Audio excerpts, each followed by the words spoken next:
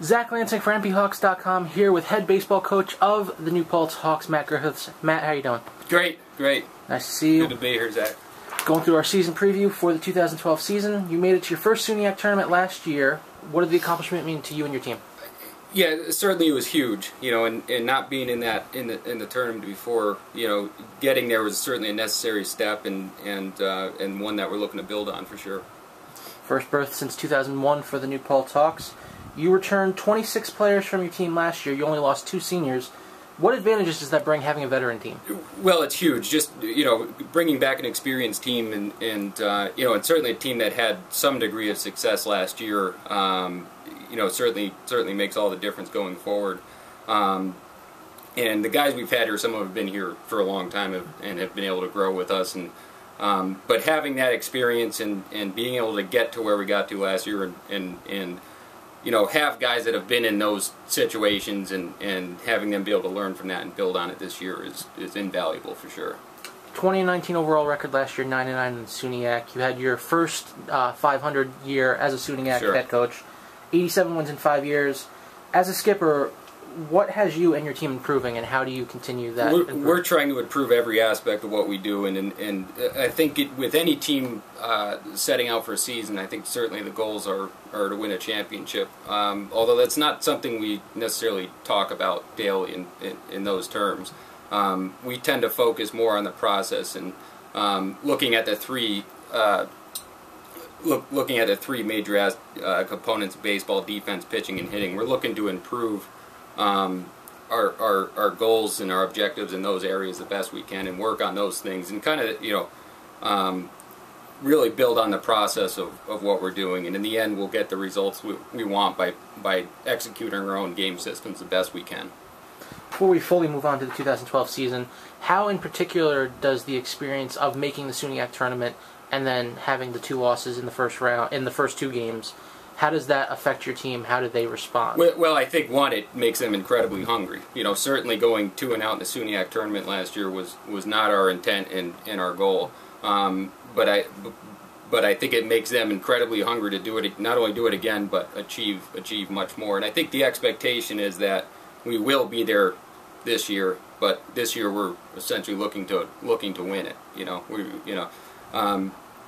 I don't think anyone was happy with that last year, and certainly this year we're looking to take it much further. But I think you'll see that vibe in our practices and within our guys that's not something they're content with and happy with and looking to take it much further.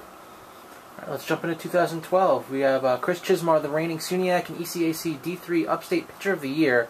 How important is his performance in the upcoming year, and how does he continue to improve going forward into his junior year? Always nice to have a guy like Chris, no doubt, and certainly when he takes the mound, it's a situation where we expect to win every game that he pitches. However, I think and that he is certainly one of our strengths, but he only pitches 10 games out of the year, and that's what sometimes we tend to forget. In that, I think one of our big strengths this year is our pitching staff, top to bottom, and the guys that are going to pitch the other 30 games. And without them, we can't achieve what we want to. And I think we do have depth in those positions, and we're very confident in our other starting pitchers, and almost just as importantly, our bullpen and our guys that come in at the other times. Perfect transition into my next question. How did the starters and bullpen shape up after Chismar? Again, I would call it certainly one of our strengths. Pitching and defense was certainly our backbone last year, and it will continue to be this year. Guys like Chris Pies and the guys that are battling for our top starting positions. We've had more competition in that area this year than we've ever had, and we think it's going to give us a chance to go as far as we want. No team is injury proof, but I think we're pretty close. Who do you look to give the ball to in the second or third games as a starting pitcher, and who do you look to close out games? Yeah, it's hard to the lineup I write on day one is never the same as the lineup I write in May. So there's a number of guys that right now we feel comfortable with. Certainly there's Andrew Gran, who was our number 2 guy last year. Mike Benol, who was our 3, is returning. James McKenna, who was our top pitcher out of the pen and actually our ERA leader last year. has made great strides, and easily could see him in our top 3 this year in a conference starter. John Schmidt, experienced pitcher, coming off a real good year last year, is certainly in that mix.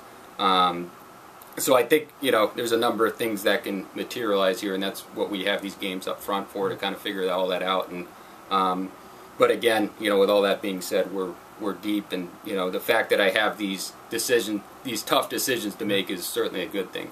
And of course, as the season plays out, who knows what might happen. Sure. Back in the bullpen, you said you have Chris Pais, had a 1.5 ERA last year, second best in program history for a single season. Right. Very important to have that bullpen strength, right? And exactly, I think our the bullpen is kind of takes a back seat sometimes, but it is just as important, if not more, than the starting pitchers. Starting pitchers usually can only take you to the 6th or 7th inning, and the most crucial points of games are the last 3 innings. So we really rely strongly on those guys that are going to come in and be able to finish games for us. Heading over to the offensive side of the ball, Jake Cameron joined Chismar on the All-SUNYAC first team last year, led the team in most offensive categories. Where do you look to find your offense this year? Yeah, certainly from him. We're looking to find our offense this year from and I can say confidently, from top to bottom of the lineup. And it's nice having guys that all SUNYAC guys coming back and at various positions. But this is another area where we're very deep. And again, the lineup I'm going to write, coming up this weekend is probably going to be pretty different than the one I write for the SUNYAC tournament this year. But we're extremely confident in the middle of our order being able to score runs this year, and even towards the bottom. I mean, it's another tough one for me, is just trying to write these lineups, because we do have so many options. So again, it's not no team is injury proof, but we're very close to it on both sides of the ball this year. I won't press you for where anyone slots up in the lineup, but where do you think we can go around the diamond and talk about who plays what position this year? Sure. First base, we have returning Jake Cameron. We also have Billy Ruggiero, which for the most part split time last year. Both of them are over 300 hitters. We have Doug Marshall, who's a sophomore now, who's certainly expected to grow into that role. Returning starter at second, Chris Policelli. Kenny Gentile, sophomore behind him. Exciting young player for sure. A guy we expect to, start getting a full-time job out there. We have a transfer, Steve Morse, that certainly has added depth and tons of talent there, and certainly the sky's the limit in this year and in the future there. Paul Marola, returning at short, has kind of been a staple on our infield the past few years. I think Paul's one of the best shortstops in the league, if not the best, defensively, and he's always been one of our most solid hitters. Chris Carroll, we have backing him up, and again, we feel confident, with him there in the same way, and I think that in the future he's someone you're going to see take over when that time comes. Matt Prescia at starter at third base, coming back from last year. We expect Matt to kind of be our ideal 3, middle of the order hitter, expect him to be at 3.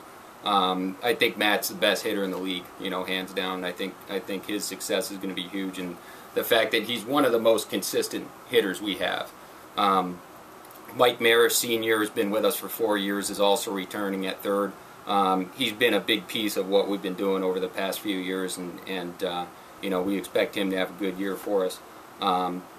Behind the plate, Matt Calvin and Dave Lastaglio have been the best catchers we've had here, and really given us a chance to do well on the defensive side. And Matt Calvin has one of the best arms in the league at the catching spot, so that it's a huge benefit. The SUNYAC's a running league.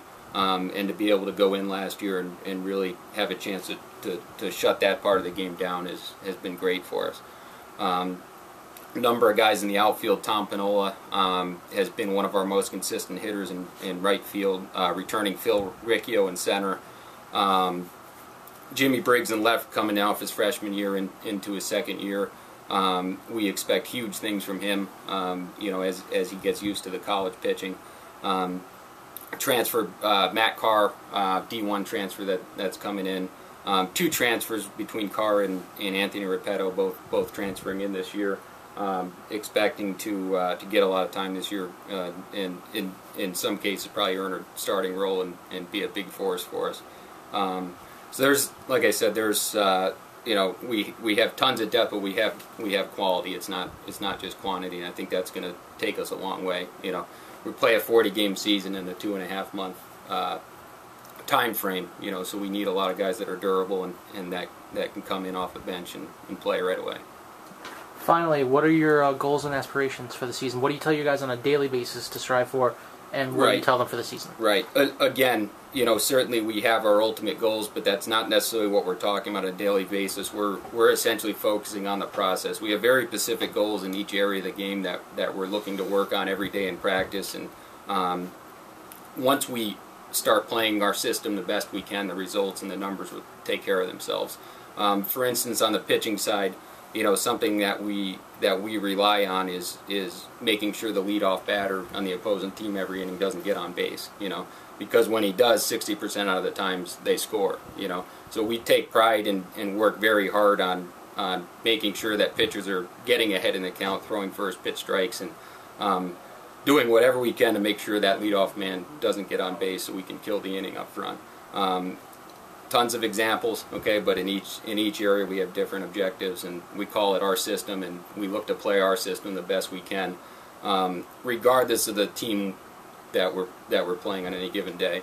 The way we look at other teams is that they're all faceless, and we're always playing against ourselves. And the better we get at playing our own system, the less we worry about the opponent and anything else. We think that.